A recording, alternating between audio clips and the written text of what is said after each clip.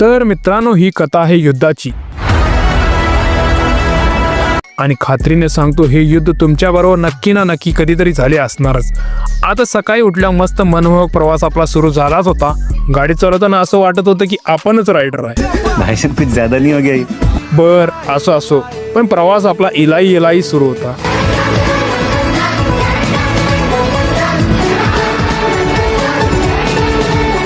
आता हे सर्व सुरू होतच तोवर आपलं आलं युद्धाचं मैदान.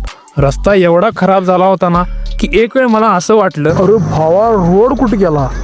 त्यात आला आईचा फोन. म्हणते पोचला का नाही अजून. मी म्हणालो, आई तुझा मुलगा युद्ध करत आहे, आता लवकरच आपला विजय होईल. आई म्हणते, विजयी भाऊ.